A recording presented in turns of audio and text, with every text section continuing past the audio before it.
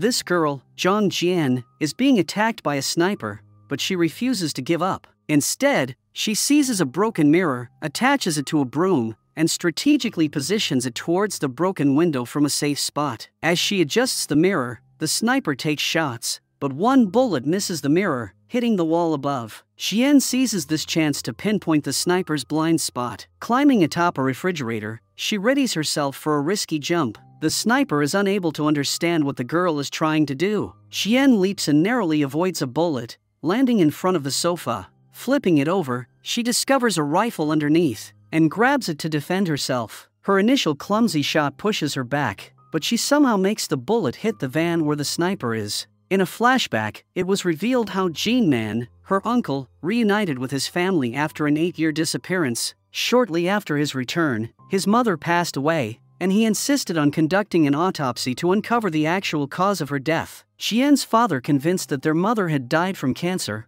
grew angry, accusing Jin Man of suddenly caring for their mother after 8 years. Amidst the heated conversation, Jian's mother urged Jin Man to take Jian home, as she was disturbing the guests. Jin Man followed her suggestion, bringing Jian home. Amid their conversation, Jin Man received a call. After taking the call, he instructed Jian to lock the door and not allow anyone into the house until his return. He informed Jian that his friend would come, and if he could solve a riddle she posed, only then should she open the door for him. Providing the riddle details, Jin Man departed, and shortly after, a man attempted to open the door. Despite Jian's inquiries, he remained silent. Eventually, he managed to unlock the door, and just as he posed a threat to Jian, someone grabbed him from behind. That person turned out to be Jinman's friend, Honda. Being mute, Honda communicated with Jian through messages and provided her with the riddle's answer. Before Honda could take Jian to safety, another assailant approached the apartment. To address the threat,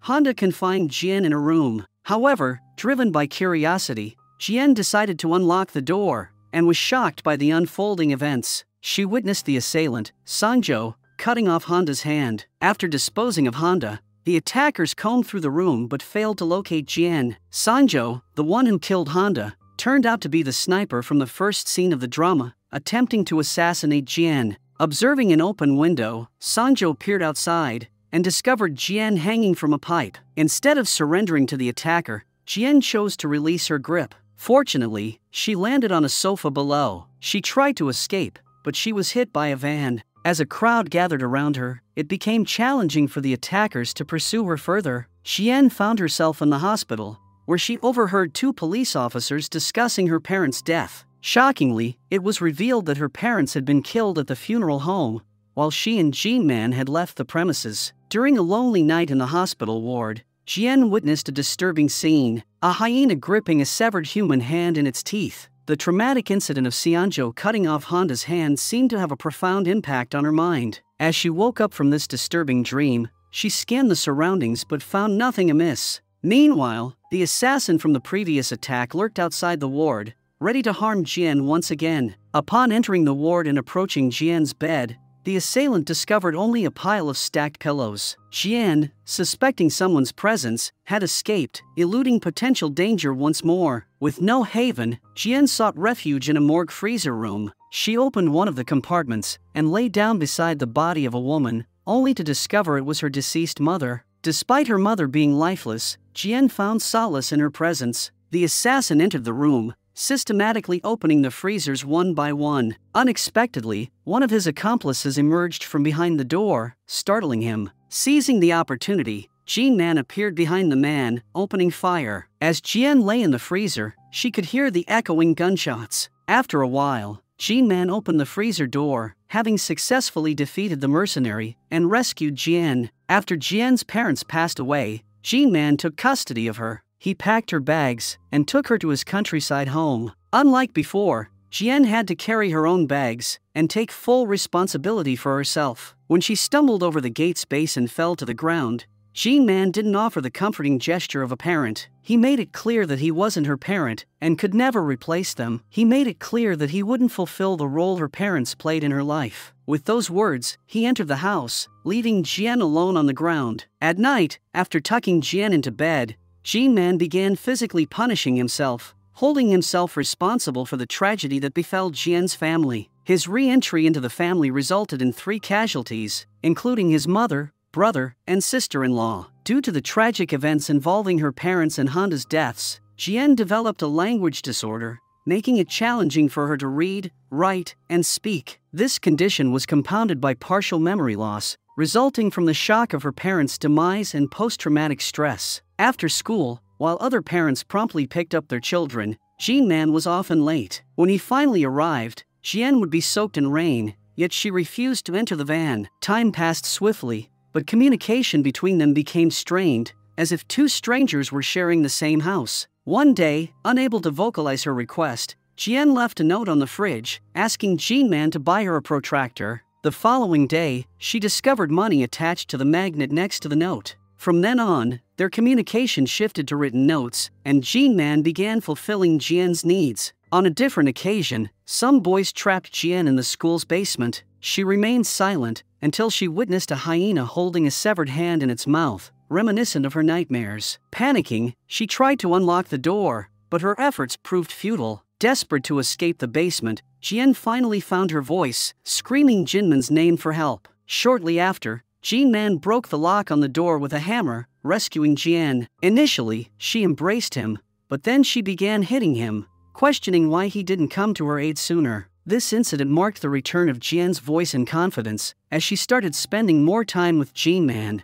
Back in the present day, Jian found herself in a tight spot after she beat up a pervert. When she dialed her uncle Jian-man for help, an officer answered, breaking the news of Jinman's unexpected death. Upon hearing this, she suddenly sinks into sadness. En route to the police station, Jian conversed with the driver, who happened to be an old friend of Jian-man. Upon hearing about Jinman's demise, the friend handed Jian his card, offering assistance in organizing the funeral if needed. Afterward, she was brought to view Jinman's body and asked for identification. While examining, Jian raised concerns about the peculiar angle of the cut on Jinman's neck. The attendant explained the knife angle and the cut specifics indicate Jinman's suicide. CCTV footage showed no one entering Jinman's house. As the body was returned to the morgue freezer, Jian noticed a tattoo on Jinman's forearm.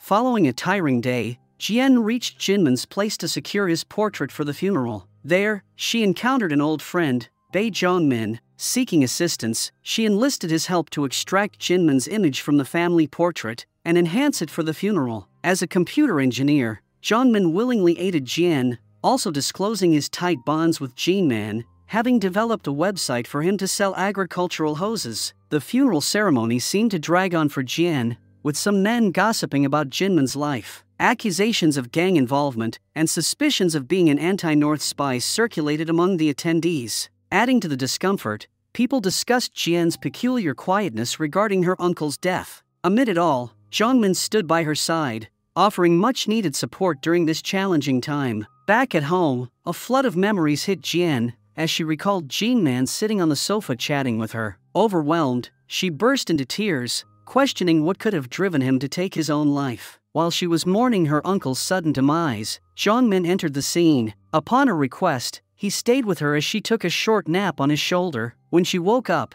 he handed her an old cell phone he had found in Jinman's bathroom while cleaning it for Jian. Puzzled, Jian wondered why her uncle would need that phone, given that he had bought a smartphone with her. Suddenly, a message popped up, stating that someone had deposited 70 million won and was prepared to collect the purchased item. This was accompanied by a bank notification, disclosing a staggering 18 billion won in Jinman's account. Perplexed, Jian shared the message with Zhongmin, questioning whether selling hoses could bring in such colossal earnings. Intrigued by the mysterious payment, the duo explored the hose-selling website Zhongmin had created for Jian-man. It became clear that making such a fortune from selling hoses was impossible. Zhongmin delved into the website's programming and concluded that Jinman's agricultural goods selling platform might be a front for another site. Utilizing his computer skills, he unraveled that the website was a cover for an illicit weapons marketplace on the dark web. Seeing the website's name, Jian recalled the exact words tattooed on Jinman's arm. While exploring the dark web,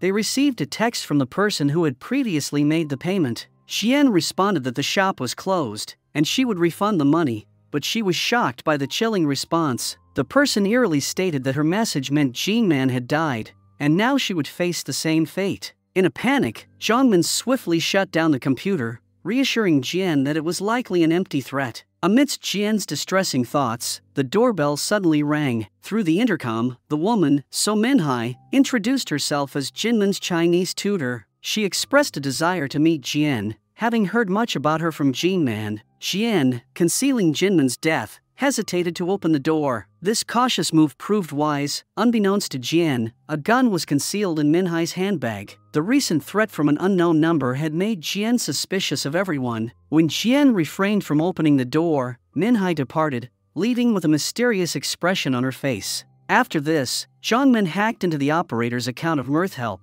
and learned that the website was operated by authorized members only. Members got the codes according to their grades, and only authorized members with the operator's codes could purchase items on this site. There were 4 codes. People who killed people were code red. They were contract killers, and they could buy and sell guns, bombs, weapons, and poisons used to kill a person. Spies were code purple. It was a code for people who would buy and sell information, a variety of listening devices, cameras, or simple weapons or goods that they could use to kill themselves when their cover was blown. Code yellow was for the cleanup crew, and the products available for them were drugs, detergents, and cleaning tools needed for body disposal and cleanup. Unlike other codes, the green code didn't have a category. Those who had received codes from MirthHelp website may never attack code green. If someone disobeys this and attacked code green, everyone with a code must risk their lives to protect code green. In code green, there were only 2 members, the operators of MirthHelp,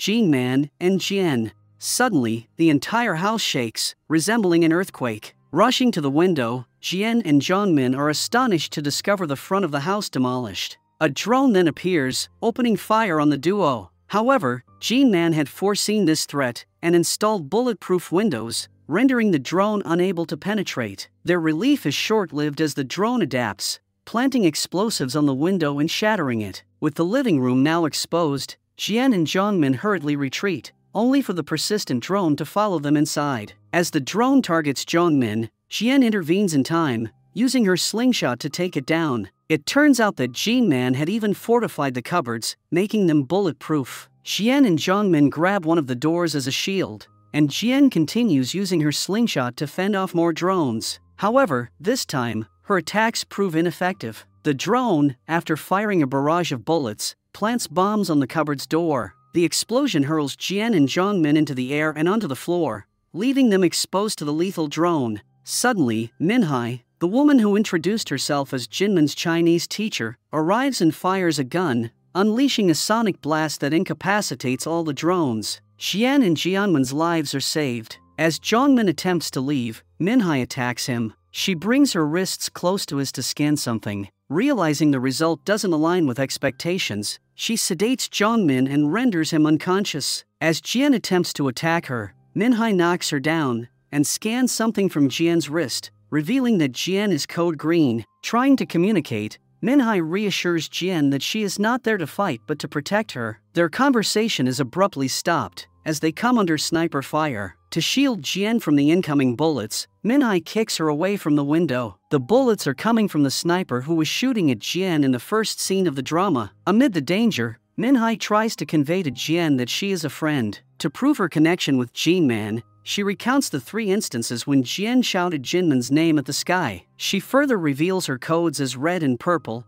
emphasizing that she is committed to ensuring Jian's safety. While they talk, more men arrive at the bridge outside Jinman's house. Despite having codes from MirthHelp, they have decided to betray their affiliations and kill Jian for a substantial bonus offered by a mysterious figure. Leading the crew is Mr. Kim. Meanwhile, Sanjo maintains his full concentration inside the house, meticulously observing Jian's every move. A drone infiltrates the house, but Minhai counters it by using a gas bomb to impair its sight. She confronts the drone head-on and takes it down with gunfire. Sanjo retaliates by shooting at Minhai, injuring her arm. While Minhai tends to her wound, Jian attempts to reach for a pistol, but realizes she can't expose herself to the sniper. Initially panicked, Jian gathers herself and recalls Jinman's advice about finding a blind spot to evade gunfire. Determined to identify this blind spot, Jian ties a broken glass to a broom, carefully maneuvering it around the window until she discovers the blind spot at the top. Without hesitation, she climbs onto the fridge and takes a leap,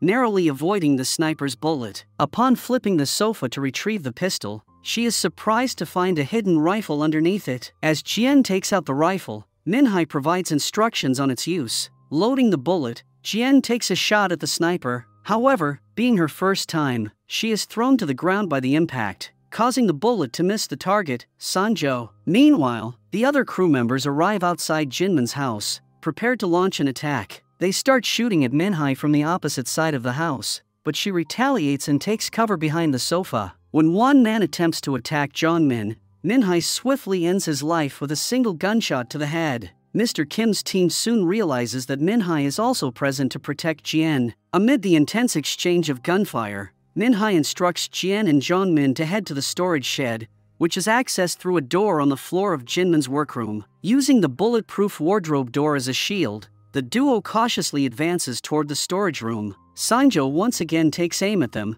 but Minhai utilizes the rifle to target his van, successfully taking down his driver. She continues covering Jian and Jongmin from the approaching members of Mr. Kim's crew, who have also entered the warehouse. Inside the warehouse, Jian discovers a PIN code. Initially struggling to unlock it, she recalls Jinmin's instruction to remember her student ID number. Jian dials the number, and soon the camera scans her face, granting access to the storage room, revealing it to be the shopping mall of Mirthhelp. While Jian explores the area, we observe Kim's crew closing in on Minhai. The darkness in the warehouse provides cover, making it challenging for them to locate Minhai. Utilizing her knowledge of the area, Minhai systematically takes down the men one by one. As the crew begins losing members, Mr. Kim shoots at the roof, allowing sunlight to illuminate the space and reveal Minhai. Despite this disadvantage, Minhai skillfully eliminates all of them. Left alone, Mr. Kim faces Minhai in hand-to-hand combat. In the final moments, Minhai prevails, using a poison knife to slit Mr. Kim's throat, ensuring his demise. On the other hand, Jian and Jongmin find themselves in the shopping mall of Mirthhelp,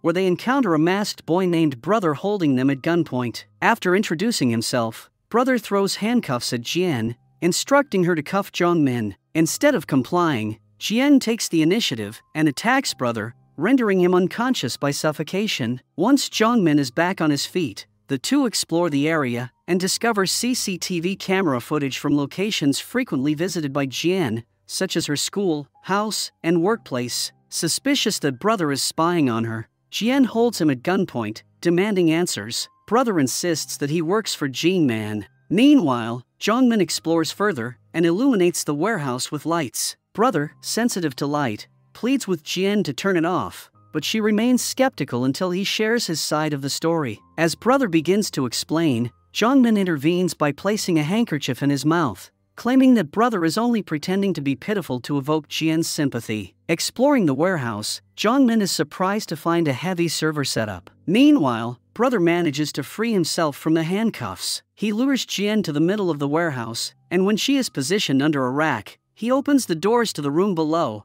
trapping her inside. Brother then turns off the lights and dons night vision glasses to locate Jongmin in the dark. Successfully finding him, he incapacitates Jongmin using an electroshock weapon. As Jongmin regains consciousness, he discovers himself bound with his hands tied and his head restrained with a snare pole. Brother communicates with Jian through the CCTV cameras, instructing her to open the second drawer of the table. In it, she finds a Mirthhelp handover guide indicating that she will inherit Mirthhelp after Jinmin's death. According to the guide, Jian is expected to faithfully cooperate with the handover, fulfilling duties such as accounting, management, and personal tasks. After Brother provides more details about her inheritance, Jian consents to take on the responsibility. With Brother promising to obey the new handler of Mirthhelp, Jian instructs him to release her from the basement. Once she is out, Jian seizes Brother's pistol and forces him to free Jongmin. With no alternative, Brother complies. As Jongmin is liberated, his immediate reaction is to deliver a powerful punch to Brother's face.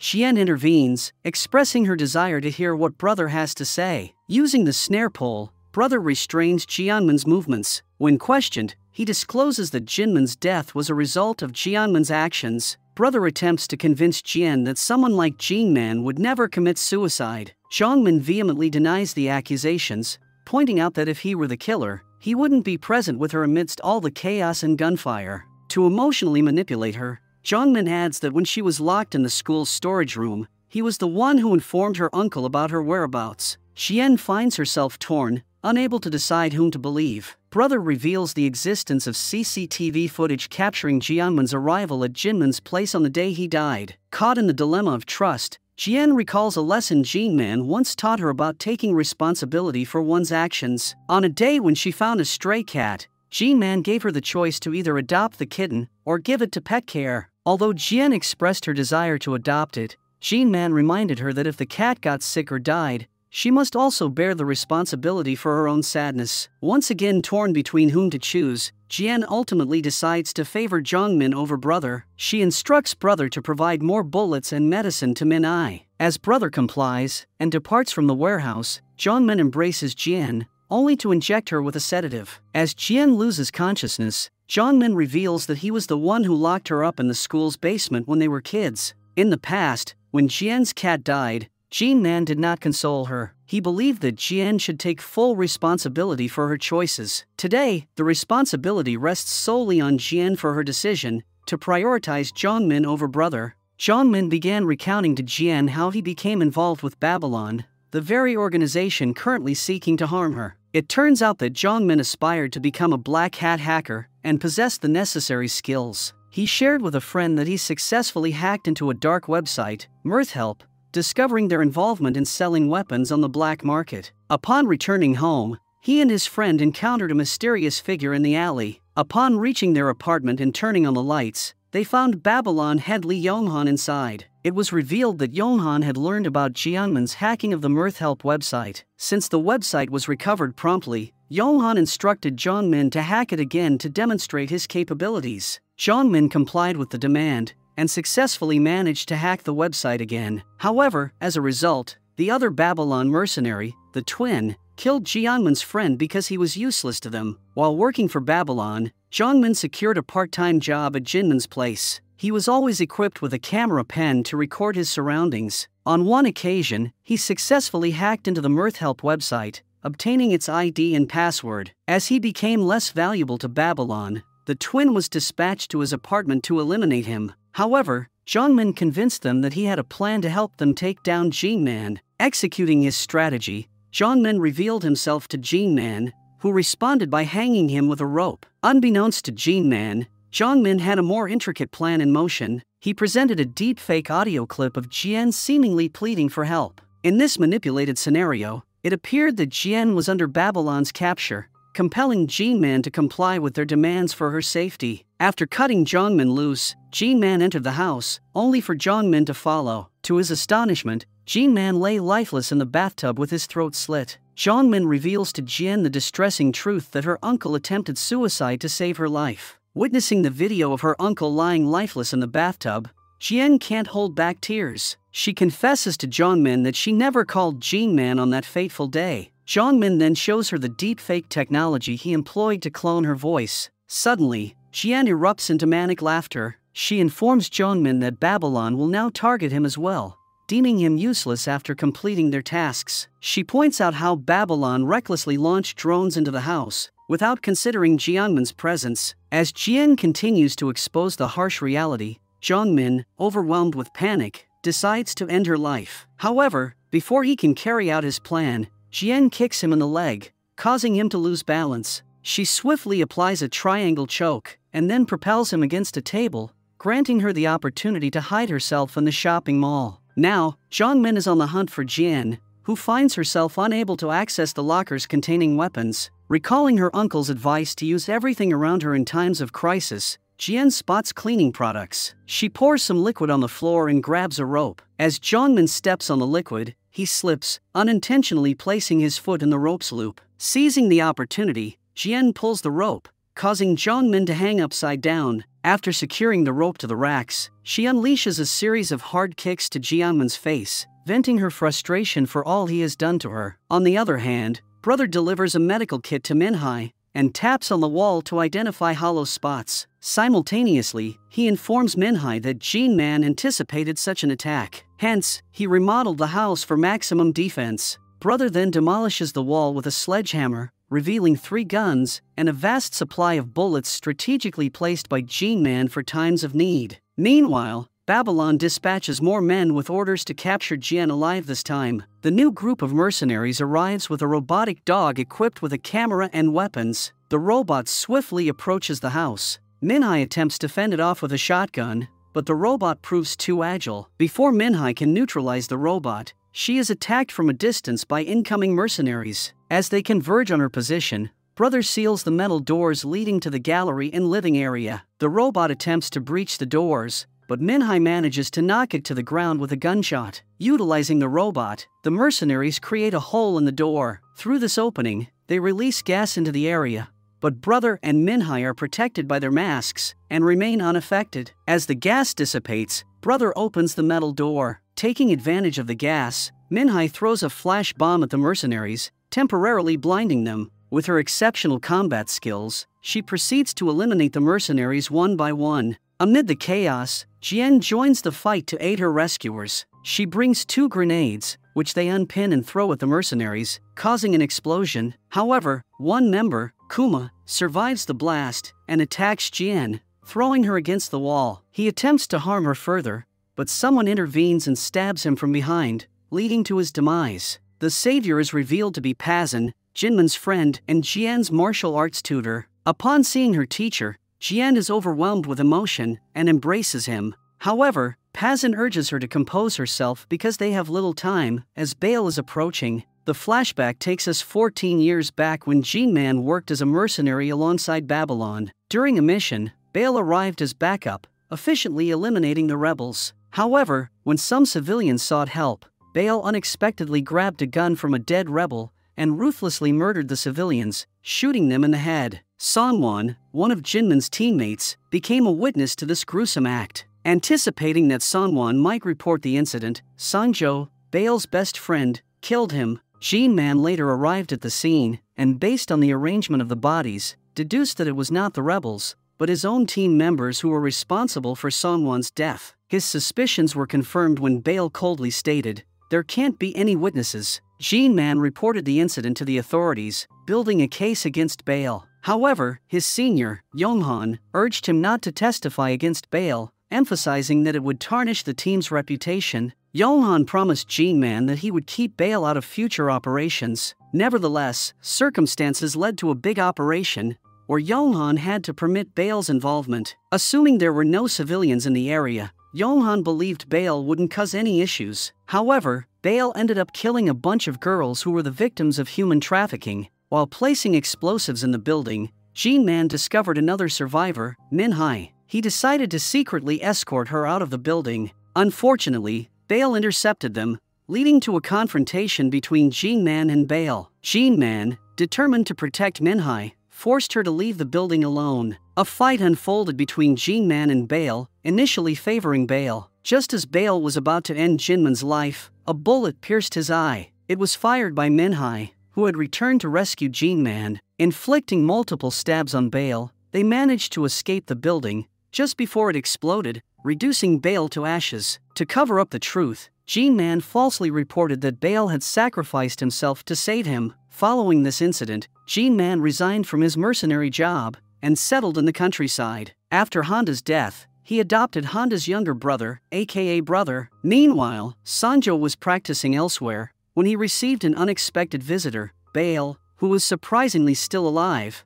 but now blind in one eye. Claiming that Jinman attempted to kill him, Baal assembled a team with the intention of targeting Jinman's family and friends. Tragically, Baal was responsible for the death of Jinman's mother. After the funeral, Jinman received a call from someone who told him about Baal's survival. Instructing Honda to look after Jian, Jinman rushed to the funeral home. It was Sanjo and Baal who killed Jinman's brother and sister-in-law. When Jinman rescued Jian, he encountered Baal, but a passing crowd provided the distraction for Jinman to escape. Before Baal could take action, Jinman prioritized Jian's safety over seeking revenge against Baal. In the present day, Pazin and Jian tend to Minhai's wounds in a room. Meanwhile, Zhongmin regains consciousness and frees himself. Unable to use the lift, Zhongmin decides to stay behind and attempts to hack into Mirthhelp's server to demonstrate to Babylon that they are dependent on him. Meanwhile, Pazin suggests they must go to the shopping mall. Brother informs the team that Jin-man has set booby traps inside the house. It turns out that the shopping mall is designed to be operated by a manager at all times. If a manager leaves, the protocol is restarted. No manager means an emergency situation,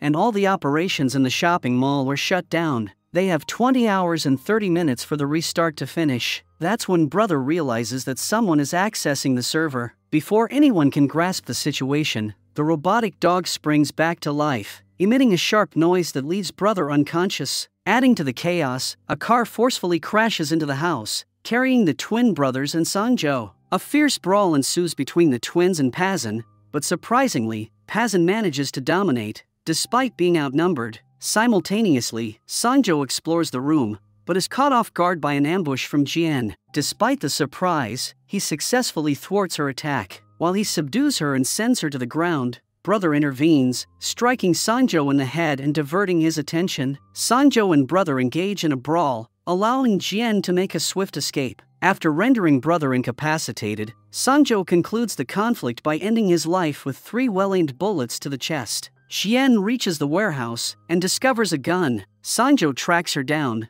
but Jian catches him off guard, aiming the pistol at him. As they face off, Sangjo confesses to the murder of Jian's parents. Their confrontation is interrupted when Zhongmin emerges from the shopping mall armed with a pistol. Jian's impactful words have clearly swayed him, and now he's determined to eliminate any Babylon mercenary in his path. Fueled by betrayal, he vents his frustration by firing shots into the air. Whatever he does, he is nothing in front of a professional mercenary. Sangjo confronts him and concludes his life by driving an axe into his head. Following Jiangmen's demise, Jian heads towards the shopping mall, with Sangjo trailing behind. Upon Sangjo's arrival, a tense encounter ensues, as Jian attempts to strike him with a forklift, but Sangjo narrowly escapes. She holds him at gunpoint, and instead of outright ending him, Jian opts to ignite the nearby gasoline, enveloping Sangjo in flames. However, the fire is short-lived, extinguished by the sprinkler system, leaving Sangjo scarred but alive. Undeterred, he tries to attack Jian,